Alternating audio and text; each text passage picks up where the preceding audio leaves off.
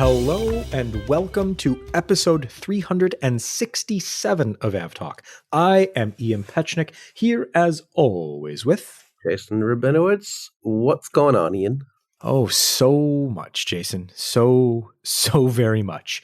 Last week was one of those weeks where, if you're a longtime listener to the show, you'll know that we record in the middle of the week roughly, and maybe 70% of the time, big news breaks just after we finished recording the show. No, it's at least 70% of the time, probably more.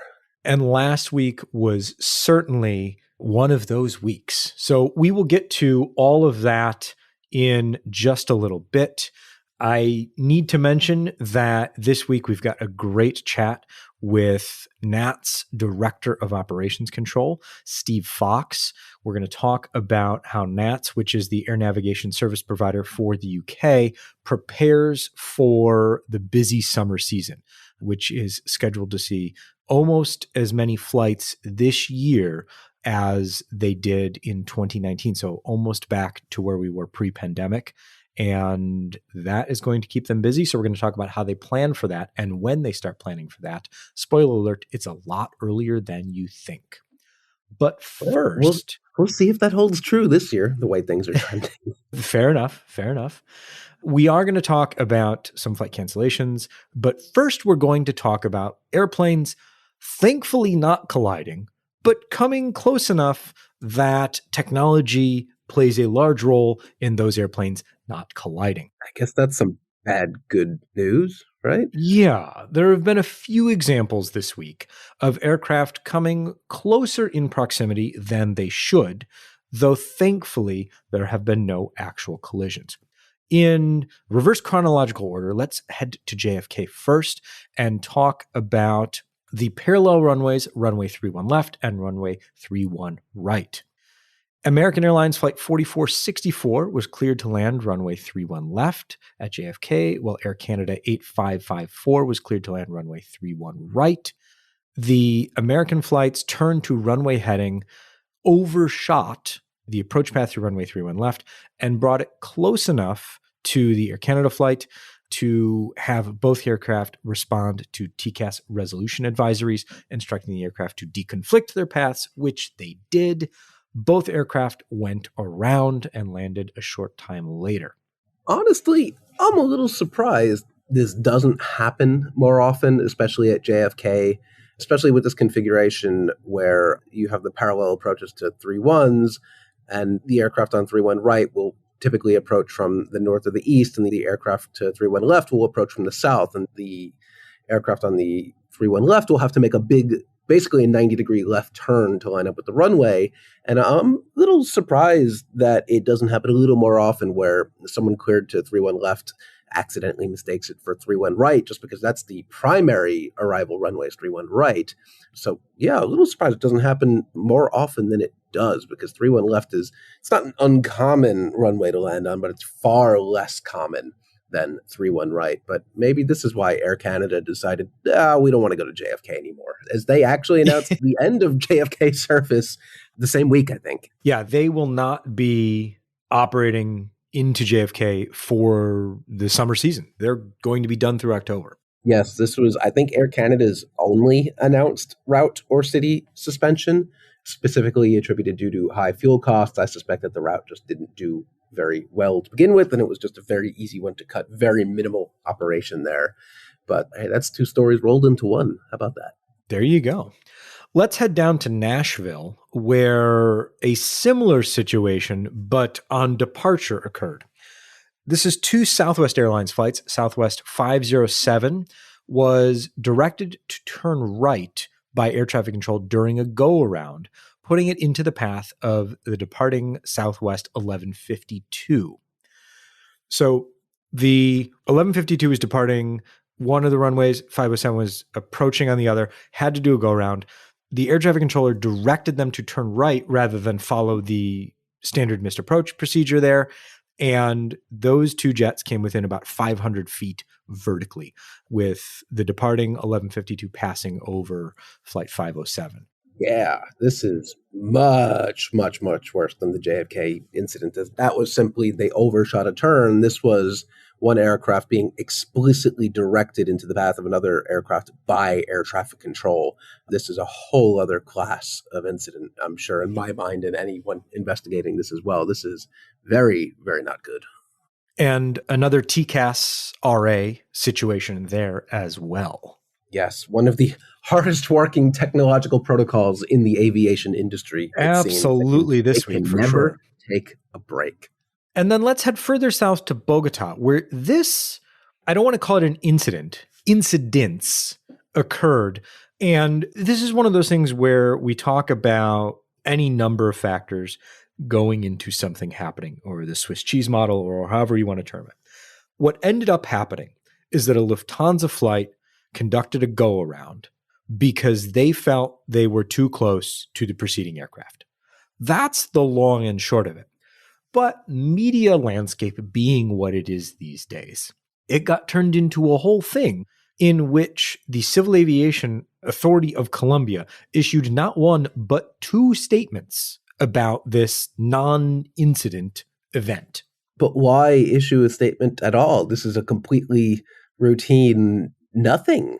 I think what happened, and granted, 98% of this discussion happened in Spanish, and my Spanish is not good enough to entirely follow this, and machine translation being what it is, I'm not 100% confident I completely understand the issues here. However, let's talk about the aviation aspect of what happened, and then we can talk about what happened afterwards. So Qatar Cargo 8174 and Lufthansa 542 were both on approach to Bogota. Both were on RMP approaches. Both were following their approaches correctly. Lufthansa and Qatar were both approaching Bogota at a time when one of the runways had just become unavailable due to an aircraft issue. So both of those aircraft were placed on the left runway rather than having the option to use the right runway as well. So Qatar 8174 is in front of Lufthansa 542, descending for the left runway at this point. And Lufthansa 542 is behind and above it. It sounds like from both the air traffic control, it looks like from the ADS-B data, that Qatar slowed down more than Lufthansa was either expecting them to, or more than Lufthansa did. And so Lufthansa got closer and closer to Qatar. Lufthansa queried the air traffic controller, are we still cleared to land on this particular runway? The controller, sounding nonplussed, said, yes, this is the runway you're headed to. And so Lufthansa said, we're going to go around, because they didn't feel totally like normal. There was enough spacing. Totally normal, and something they are explicitly allowed and I would say encouraged to do. If they don't feel comfortable for whatever reason, it is their right and duty to go around and come back again later. And the ATC communications from the Lufthansa crew and the air traffic controller were all extremely professional. The Lufthansa crew said, hey, are we still cleared to land on this runway in this sequence? The controller said, yes, you are. Lufthansa said, okay, we're going around. Controller said, okay, here are your vectors. And they went around and they landed perfectly on the second approach. From there, as our current media landscape is often wont to do, things went in directions that I did not think or intend them to go.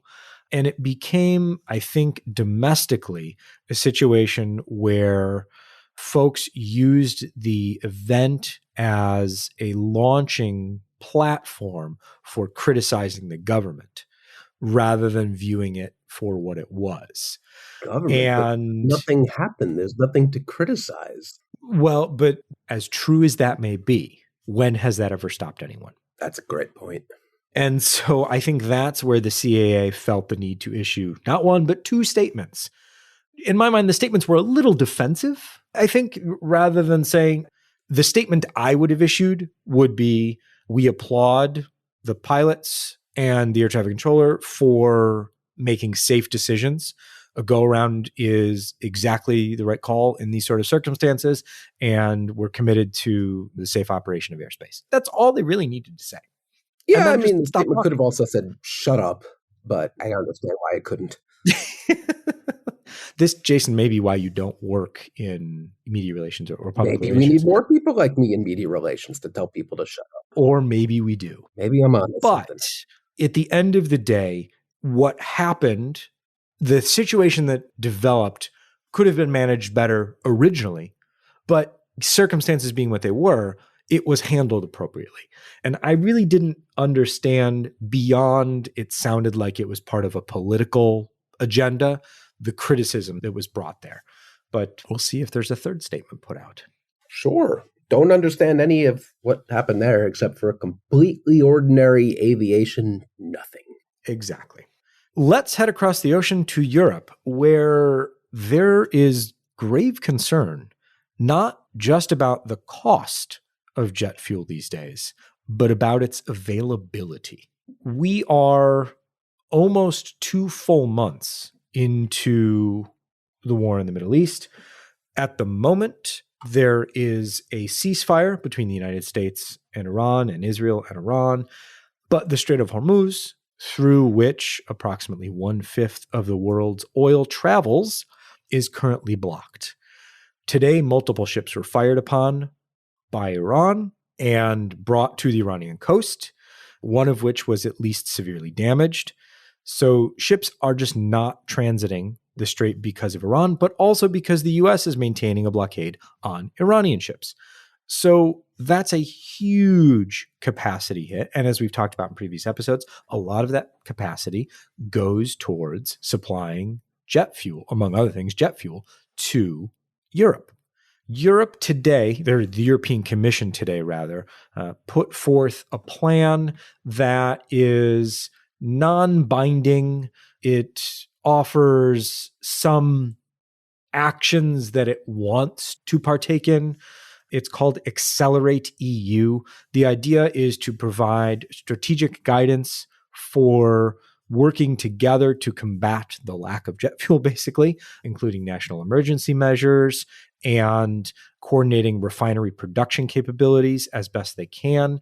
But it's also geared towards shifting anything that can possibly be shifted away from fossil fuels to electrification or renewables other ways. Which in this industry is not going to happen overnight or Right. So it's not just geared towards the aviation industry, but a lot of it is geared towards refilling national storages if they can, using perhaps transportation capacity reserved for military applications, possibly, as well as coordinating the movement of where there is jet fuel to possibly where there is not, based on national level coordination. So a lot going on behind the scenes, but the long and the short of it is there isn't enough jet fuel necessarily to go around. Hey, that's not great at all in any way. And it doesn't seem like it's going to get better by the next week's podcast or the one after that or the one after that. And we're already seeing airlines take some, I don't want to say drastic measures, but I guess I may be okay actually saying that, because just about the minute we stopped recording last week, Lufthansa announced amid its own issues with its own strikes for the third time in this month already, announced a slew of changes to both stem some losses from some of its subsidiaries and also to cut back on the amount of jet fuel it was using. It's a pretty wide-ranging thing, but also it's a little smoke and mirrors. But firstly, which was most surprising and came with absolutely no notice, Lufthansa CityLine, which is not Lufthansa City. This is the regional jet operator that operated for Lufthansa to smaller destinations, was shuttered outright with 2 days' notice. But I believe one of those days was actually during the strikes. So basically shut down overnight with absolutely no notice.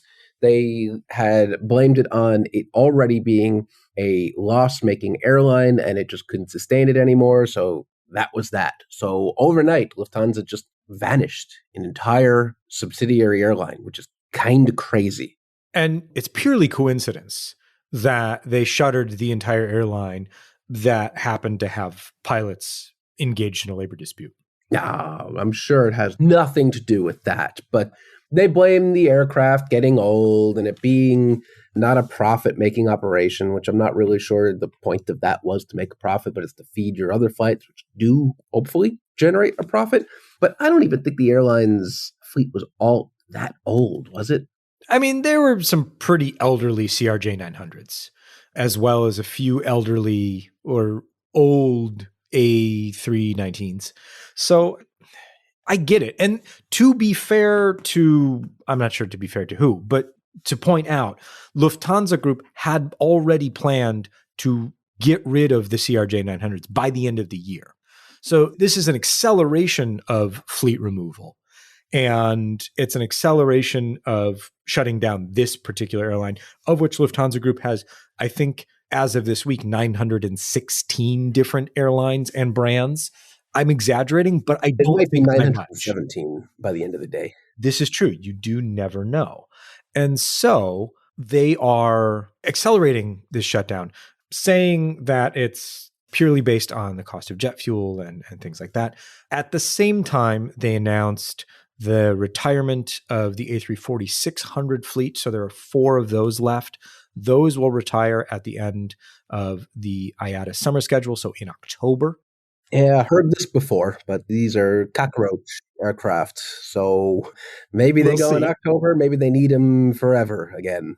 We will see, as well as 2 747-400s, which will be grounded at the end of the IATA summer season. 2 of them, as well. Though, right? That's 2 of their 8. So take a deep breath, everyone. Lufthansa's not outright retiring the 747-400. They have 2 of them retiring out of a total of 8. 7 of which are currently operating right now, and they also have 18 747-8. So the 74 as a whole isn't going anywhere.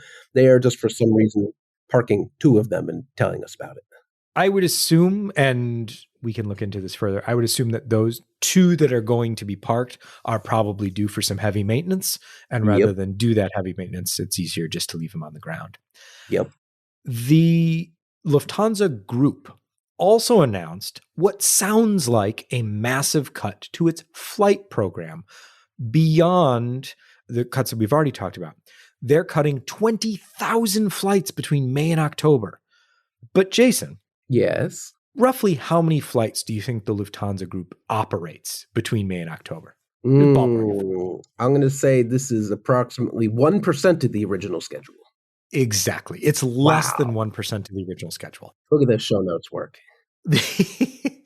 There are only 3 destinations that are losing service from Lufthansa Group entirely. You're going to pronounce those cities right now, aren't you? I am going to try to pronounce 2 of them, and then I'm going to leave the third one for you, Jason. So I didn't agree to that. Stavanger in Norway, Rzeszów in Poland, and then a second Polish city called Rzeszów? Sure, why not? No, I already said that one. Oh, yeah, I wasn't paying attention.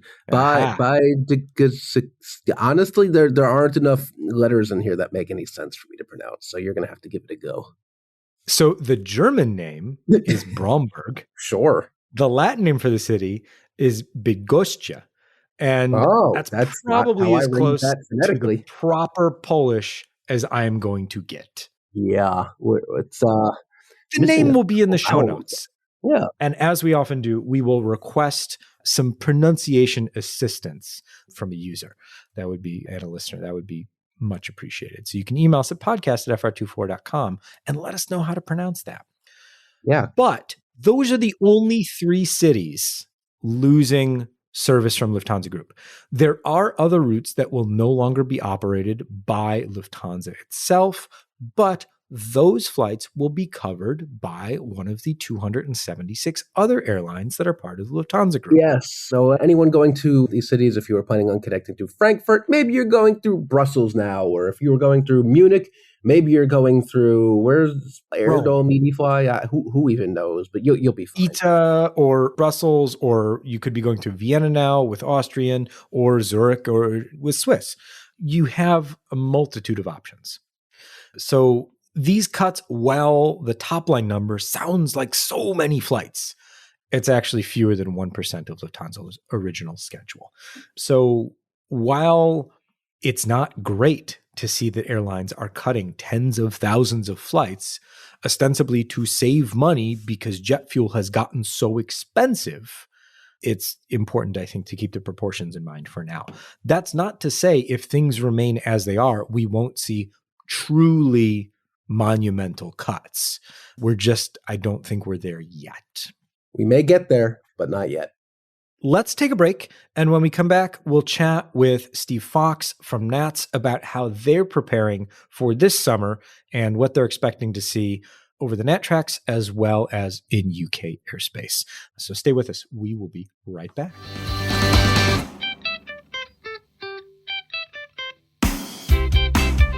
Welcome back. We are now joined by Steve Fox, who is the Director of Operations Control for NATS en route.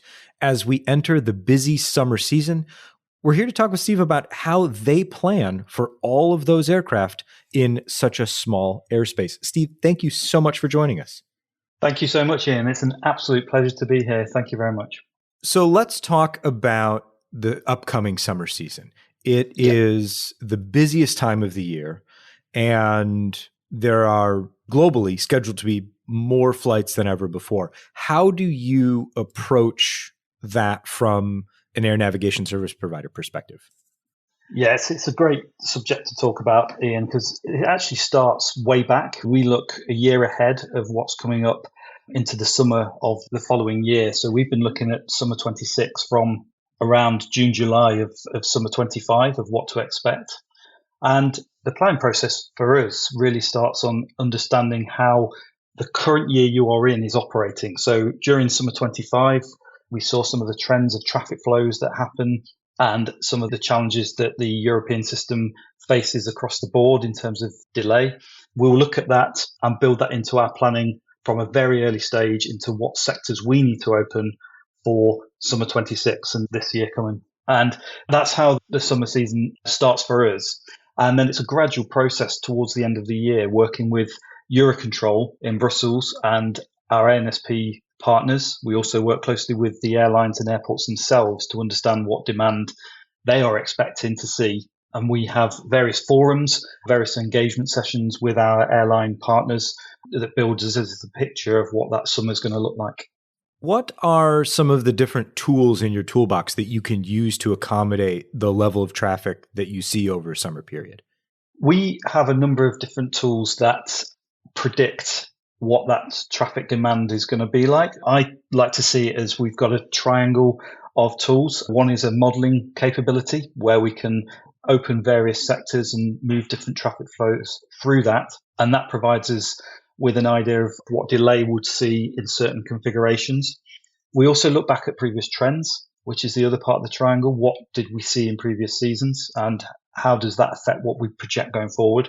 And the final piece of that is the contextual expertise from our highly skilled workforce that we know have seen and felt how the traffic is, and we build that into the planning process as well. The key bit to it all is those traffic forecasts, and we plan on various base cases that we are predicted to receive, and then we have to take account to whether the traffic will be higher or lower than what we are predicting as well. And how does the unpredictability of summer weather play into all of this? I know before we started recording, we were talking about wind at Heathrow and the variability across summer thunderstorms and wind and things like that. How does that all fit into how you model what the airspace is going to look like? Weather is the most variable element of air navigation service providers' performance. If we just look at 2024 and 2025 from a UK perspective, the summer months were actually quite moderate in terms of thunderstorms, which tends to be the biggest disruptor. I think the first thing to talk about is the traffic variance between winter and summer, particularly in the UK. So in the UK, we'll be averaging around 5,500 movements over the winter period until clock change. And then in the peak summer, that moves up towards 8,000. So the resilience in the aviation system across the board is significantly less in the summer. So the impact of weather over particularly the core period of July, August can significantly affect the overall performance of delay. And in 2023 in the UK was the example we saw there, where there was significant lightning strikes, particularly in the days, on the busy days like a Friday, which carries more traffic than you would see on a Saturday night, for example. And that variation can severely impact how the summer looks and the delay feels, particularly to the passengers and the airlines that are operating through those sectors that are impacted by those thunderstorms. And when flights are impacted, how does the air traffic control system prioritize flights? Or is it just up to airlines to say, we want this flight to be prioritized over this flight?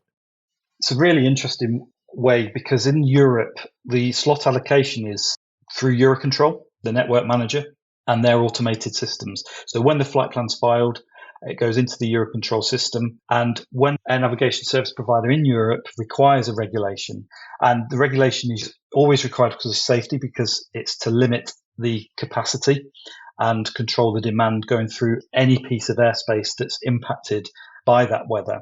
And that causes a regulation, and the slot allocation system of Eurocontrol allocates each aircraft going through that piece of airspace a departure slot from the airfield in Europe that it's leaving from. And depending on the severity of the capacity constraint through the piece of airspace, that determines how bad that delay is. At that point, the airlines in Europe have a choice, and that is looking to reroute around it if that's available, or taking the delay. And clearly, when you get significant delay through pieces of airspace, that can have a knock-on impact on the entire European network and schedule. So we in the UK could be heavily impacted by a thunderstorm over Eastern Europe, because a lot of the traffic flows we see in Europe is the holiday market that you see from the UK, from the UK airports down to the sunny climates of Turkey and Greece. And that, what we call the south-east axis, is heavily capacity constrained in the summer months. So thunderstorms over those areas can significantly impact UK delays without that weather even being a problem in the UK itself. And this is a really difficult thing for passengers and sometimes even the airlines themselves to see and feel, is that why am I getting delay out of the UK due to weather when it's clear blue skies in the UK? And that's how so interdependent the system is in Europe, and how one area of Europe can have such a bad day, but another area is completely immune from any delay whatsoever. We talk about that a lot on this podcast, how weather elsewhere can impact your flight, and how airlines have only recently begun to try and communicate that to their passengers, because you'll have folks yelling at gate agents, well, it's perfectly sunny here. It's perfectly sunny where I want to go. Why is my flight delayed? I think it's interesting to see it at the passenger level, the airline level, and then the navigation service provider level. I think that's a whole interdependent system that we don't often see in action. Absolutely. Where does NATS fall in as far as the recent changes on the oceanic access and the rules for transatlantic travel? How has that made the job easier as far as dealing with a higher level of traffic, or does that not really impact the amount of traffic, just how they're operating? The oceanic traffic, Ian, has been the record increase that we've seen across our entire network in the UK. It's significantly over 2019 levels. And if we use 2019 as the benchmark of air traffic demand, because those were the busy years, over 2.5 million movements in the UK of traffic, over 10% of the oceanic traffic has been seen since 2019 this year, and it's still increasing. That affects a lot of our sectors in the UK. So a lot of the airspace above central London, and then the airspace above Manchester in the northwest of the UK, which is the typical traffic flows that then move into the oceanic nat tracks. And that comes from Europe. It can come from even the Middle East. That traffic has increased significantly. And so that goes into all of our planning processes of how we manage our sectors. But essentially, at some point, you get to the saturation factor of there's so much demand trying to get through a small piece of airspace that we do end up with occasional regulations. So we factor that into our planning. So all of our summer planning that we've been doing this year has been looking at those oceanic movements. And yeah, record traffic levels have been seen year on year since post-pandemic recovery. What about new technologies that have either come online in the past few years or are currently in development? Is there anything that you can speak to that kind of ameliorates some of these capacity restrictions or have the potential to do so? I think we've had a number of examples of that with system developments in the UK. One was space-based ADS-B over the ocean. The ocean is a procedural air traffic service as opposed to radar controlled. And the introduction of space-based ADS-B enabled controllers now to see aircraft going through the ocean and has enabled a reduction in spacing. And that has increased capacity significantly going through the Atlantic, which has also enabled that traffic growth. It was an excellent example of technology improving the situation. And one of the other ones we've introduced is actually on the approach function at Heathrow, pairwise in our intelligent approach products, which enables the wake category of aircraft to be put close together depending on what aircraft types they are. And that has increased, again, reduced separation amongst certain city pairs, which has increased capacity into Heathrow and significantly reduced delays at such a capacity constrained airport. So there are two real examples over the last few years of what we've implemented to increase the capacity within the UK of that ever increasing demand. I know that airlines often have a magic number in mind for the number of flights that they want to operate as far as the commercial schedule is concerned. And that number often isn't necessarily the number that the navigation service provider, whether it's NATS or the FAA in the US or anybody else worldwide, can actually handle. We just talked about a couple of new technologies that have already increased capacity, but is there anything that you would have in mind from a technological standpoint or a procedural standpoint that could enable further capacity increases based on the airline's wishes? Or are we just getting to the point where airlines need to maybe understand that they can't operate that many flights? So in the UK, airspace modernisation, and this is not just a NATS issue, it's a UK-wide challenge. Airspace modernisation has always been number one on that list. But as we know, airspace modernisation takes time. It needs that system integration before you can then apply airspace change with new technologies on top of that. That is the future, particularly with free route airspace in the UK in the upper levels. And that's what we've moved towards. We've actually just introduced only last month new free route airspace within the Prestwick Scottish area. It's actually over the northern UK. And that we expect to improve capacity and improve flight efficiency over that area. So airspace modernisation is key to enabling airlines to operate more flights. Until we can deliver that, it's a case of managing the traffic that commercial aviation wants to put in the air, and us understanding the impact of that and ensuring that in our planning, we are communicating with our airlines and airport colleagues to understand the impact of that increase in demand as it goes through, which we always do anyway ahead of that summer planning that we've talked about. Before I let you go, I want to just take a brief look at the numbers overall. How many flights are we talking about for the upcoming summer season, if you can give me a ballpark? It's going to be around 2.53 million flights in the UK this summer, and it was about 2.58 flights in 2019. So we are getting extremely close. And depending on the current situation in the geopolitical world, we could see even higher numbers than the 253 that I've just said. And is that total flights or is that just en route? That's total flights in UK airspace. And the last question I have for you is, when it's all said and done at the end of the summer and you look back on these things, do you immediately start planning for the following year, or do you take a breath and go, okay, that was a lot of flights, we need to catch our breath? Ian, I would love the chance to catch my breath, but actually the planning starts again mid-season. So we will be looking at what's happening through May and June and already in July, building towards what we think that will look like in the following year.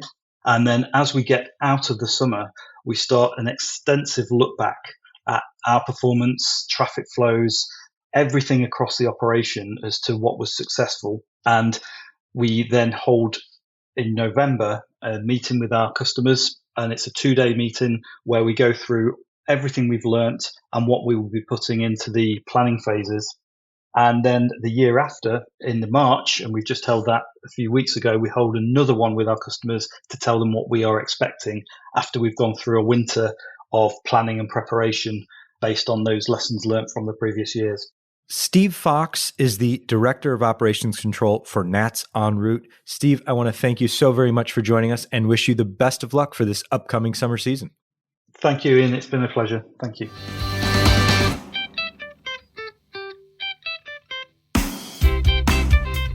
Now we are back to the business of the sky, and oh boy, is there a lot of business to get to. So much business. And going bankrupt season and getting a loan season. So let's start with the good news.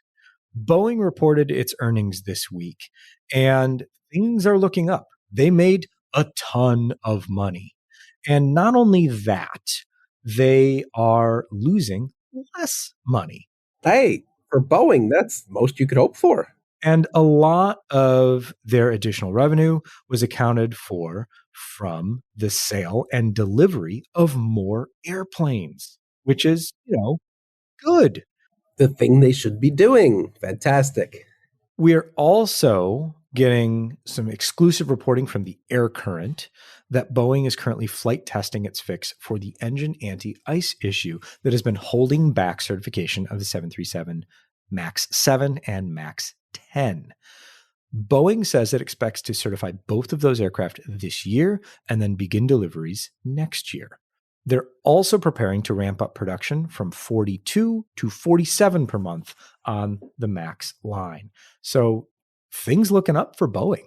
Yeah, about time. I feel like it's been the entire duration of this podcast since episode 1 where we could say that, but things seem to be trending in the correct direction for a good while now. I mean, maybe the MAX 7 and 10 get certified.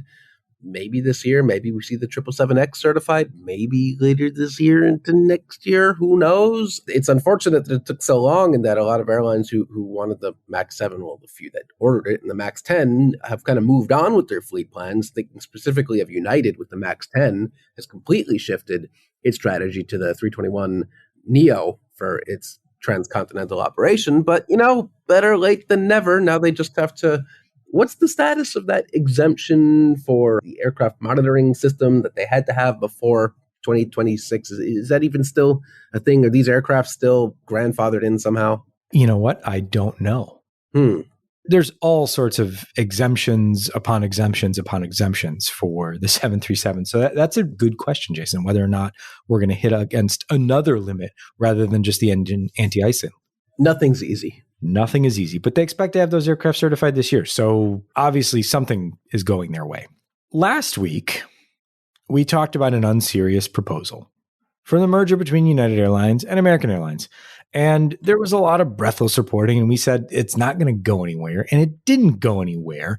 But American Airlines went so far as to issue a release that said it's not going to go anywhere. They said, quote, "While changes in the broader airline marketplace may be necessary, a combination with United would be negative for competition and for consumers, and therefore inconsistent with our understanding of the administration's philosophy toward the industry and principles of antitrust law." Sure. I feel like it might be a little bit of Streisand effect here where you're saying, don't pay attention to this, and people are going to pay attention to it even more, but it didn't really seem to be that way. Everyone who knew anything knew that this was absolutely nonsensical. And apparently, American had to put out a release saying, guys, this is ridiculous. Stop it. I don't think United would ever entertain the idea of merging or acquiring American. And if it did, I'm not sure it would know even what to do with it. So, yeah, happy to have that behind us for now. United Airlines also reported their earnings this week. And in that earnings call, CEO Scott Kirby said, no, I'm not going to talk about this. And we're not going to address consolidation rumors. But they did discuss the fact that they had pretty good earnings despite the rise in fuel expenses. But the one thing that I wanted to pull out is really this stark example of, can be described as the K-shaped economy, where you have the extreme growth of premium products and premium revenue, and the lack of growth everywhere else, or in this case, the strong growth in basic economy fares. Yeah, which tells us something pretty clear, that people are more cost sensitive now. And we know airlines don't actually want people booking basic economy fares. They want people booking up, spending the extra money for main cabin, regular economy, or whatever. Basic economy is there as a last-ditch effort to get you to not fly Spirit or Frontier or whatever. They don't want their passengers flying that. So if more are booking basic economy on United, yeah, that is I think a warning sign in general for the larger economy, let alone just the airlines. Yeah. But at the same time, Scott Kirby also says, hey, fuel's going up. We are not going to absorb that cost on our own, so we're going to pass along the savings to you in the form of potentially 15 to 20% higher fares coming to a booking site near you soon. Hey, that sucks, doesn't it? It sure does. If only it wasn't completely self-inflicted for absolutely no reason whatsoever. And it only gets worse as we go down the show notes here. It just keeps getting worse. It does keep getting worse because as the airlines get smaller, their ability to absorb those costs and expenses decreases. JetBlue this week received or agreed to a $500 million loan plus a $250 million credit facility that they can draw on later with using 22 Airbus aircraft between A320 and A220 as collateral. The airline CEO also put out a statement this week that said the airline is not considering bankruptcy and they have the resources to weather those higher fuel costs. He said they're not considering bankruptcy for this year. Well, so that statement was in direct response to JetBlue founder and former executive David Nealon saying that JetBlue could go bankrupt this year. Yes, we are not considering bankruptcy this year. Check back January. Right. There's also been a lot of reporting that indicates JetBlue is searching for a possible buyer or merger partner, which, given everything that's happening, would make some good sense. That said, the airline has not committed to that publicly. We'll see how JetBlue fares as the year goes on. We won't need to wait a year or throughout the rest of the year to see how Spirit is faring. As we talked about last week, they were pretty close to liquidation, or at least that's what reports indicated. This week, Spirit is asking the federal government for money. The Wall Street Journal is reporting that the government could loan Spirit up to $500 million and receive warrants for a stake in the airline in return. There is some speculation, mostly between Jason, Ned Russell, and I, that this is a way to bridge them to a merger with another airline, which I think makes good sense here, given that $500 million is not going to go that far. No, these days $500 million is a bridge loan to nowhere, really. It'll buy them a couple weeks, maybe. I almost feel like if they are truly in these dire straits right here, maybe liquidation and parting out of the airline is the better choice rather than having it limp along and not be able to repay that $500 million loan at some point. I don't know. Some of my tax money would be going to that loan, and I feel like it's a not great idea because if Spirit was barely hanging on before the price of fuel doubled or tripled, it's certainly not going to make any sense now. Will United come in and scoop up Spirit? I don't know. It certainly isn't going to be JetBlue at this point, since JetBlue is maybe on the market. It just doesn't seem like there is a place for Spirit, and it's very... I'm torn on this one, Ian, because when COVID hit, all the airlines got a government-backed loan. It was not an exchange for equity. It was a loan that the airlines paid back with interest to weather the storm and get them through to the other side. This feels a little different because apparently the U.S. government would get a stake in the airline, and it could be, I don't want to say government-controlled, but government... what's the end game here? If the U.S. government extends them a $500 million loan and also gets a stake in the airline, to what end? Why would they want that? What are they going to do with it? I think this would be a similar situation to the automaker bailout that happened in 2008, 2009, where the government took warrants in those companies, was eventually paid back, was able to sell those shares for a profit for the government. And that worked. But automakers are very different than an already struggling airline that was already, by all accounts, on the brink of shutting down. Yes. So it's a similar setup, perhaps, but a very big difference in the circumstances in which the companies find themselves. Yes, those U.S. automakers, if they cease to exist, there would not be an automaking industry in the U.S. beyond that point. And that was not something that the country could allow. You need to have that kind of manufacturing capacity. The U.S. does not need Spirit. The U.S. will get along just fine without Spirit. It can get along without a couple airlines. It would be fine. The industry will still be there the day after Spirit ceases to exist. So I just don't see what the end game is here. A lot of speculation of, oh no, it's going to be a government-controlled entity. They're going to get all, their passengers' data. Well, I hate to break it to you, they have already got all your data. The airlines fork over a ton of it to the government. Oh, man. No, it's just, no. It doesn't work that way. Have you heard of the TSA? They know you're coming. You've made reservations. Right there. You have a PNR and everything. Boy, oh boy, oh boy. I don't know. People are very paranoid, but in this, I just don't see what the end game is. It doesn't make sense. I'm frankly impressed Spirit's got the juice here to make this even happen, but our government seems to be totally into doing as many stupid things as possible these days. So why not one more? In a moment of government rationality, then, perhaps, the FAA has put into place a cap on flights at Chicago O'Hare this summer.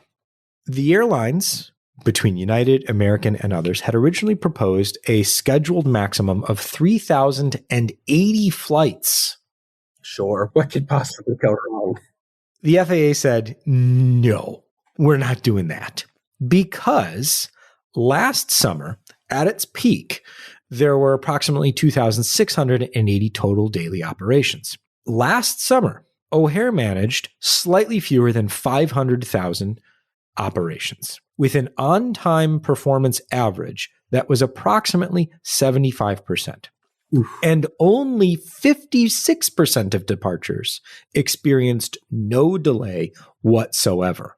Only 58% of arrivals experienced no delay whatsoever. Just yesterday, our good friend Christina was on a flight out of ORD, and I think there was a cloud or a raindrop somewhere in the Midwest, and it resulted in 40-minute taxi out times and runway closures and all sorts of nonsense. And it's only April, and that wasn't even a thunderstorm. I think it was just a cloud. Well, you live in Chicago. How was the weather yesterday? I do. There was some lightning, but not a lot, and it lasted about 10 minutes. Either way, I don't think ORD would be able to handle 3,080 flights a day, because that's insane.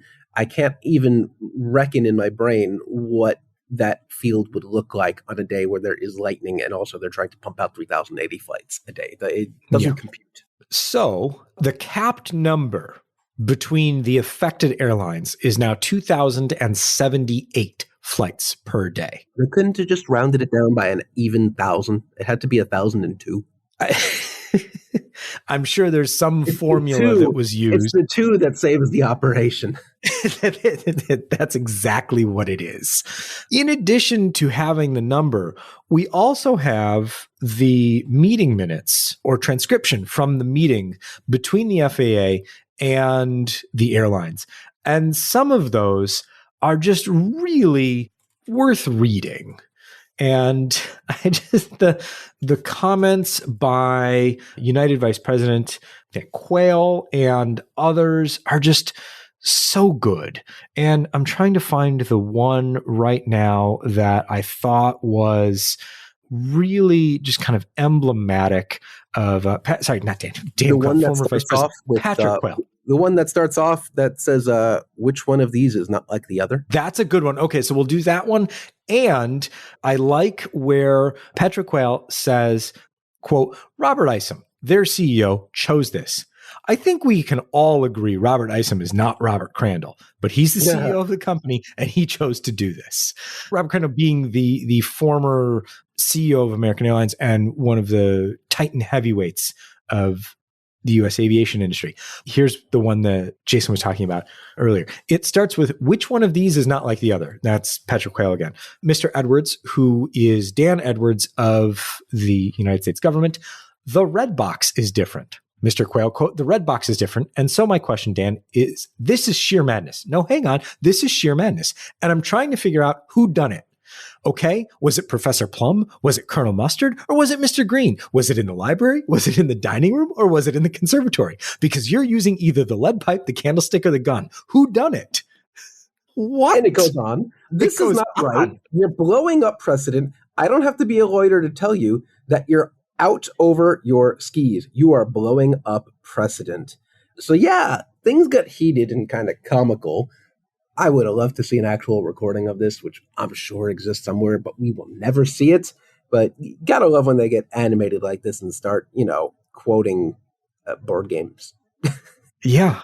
I did not expect Clue and a rather obscure idiom to make an appearance here, but here we are. Yeah, and towards the end of it, who's Mr. Connolly in this transcript? I think that Connolly is a United Airlines lawyer, but I'm not Mr. 100% certain. At the end of this quote goes, we've heard vague references to distorted market schedules, none of which are in the notice and described in sufficient detail for us to be able to analyze or address or understand the concerns. Okay, that's pretty lawyery, that's fine. But he goes on to say, it seems like a windowless office in DOT made this change halfway through this process with no sunshine or visibility into your methodology. So even the lawyers here are pissed off and making fun quotes about windowless offices with no sunshine. Yeah. I mean, there's a lot going on here. But bottom line, they cut 1,002 flights out of the daily schedule, affecting United and American. And this is a real win for American, really, because United added so many flights and the cap affects United disproportionately, though United had all of these flights that never made any sense in the first place. Well, United, Scott Kirby outright said, ha, ha, ha, these flights are not serious. Look at us go. We were padding the schedule. Nonsense. Like, not in those words, but yeah, they never intended. That was his message. And the FAA used those words against him in this order. That statement is specifically put in the footnotes and cited as partial necessity for this order. Love to see people's words biting them back. Love it. Let's head to the Middle East for just a bit because we have a few updates there before we get to the end of the show. Doha Airport is welcoming back foreign air carriers in a slow and staggered resumption of service. We're starting to see foreign airlines operating into Qatar for the first time since the end of February. Fly Dubai being one of those major carriers that's beginning service there. If you're feeling extremely brave, Eastern Iranian airspace is currently open. The western half of the country is still closed to all traffic, but Iran has opened up a portion of the eastern airspace. So if you're brave, stupid, maybe you want to fly there. I don't think any airline has taken them up on that offer just yet. No. Outside of Iranian airlines, no. But some Iranian airlines have already been using that space for some time. And then Syrian airspace has completely reopened. Previously, Syrian airspace was restricted in both the arrival and departure pass that you could take, as well as which airports were available. Those restrictions are gone now, and Syrian airspace has reopened completely. So another, move in the right direction, assuming that this ceasefire continues to hold. We end the show, Jason, saying goodbye to an airline, sort of. Because we already said goodbye to this airline, didn't we? We did, but now it's officially gone.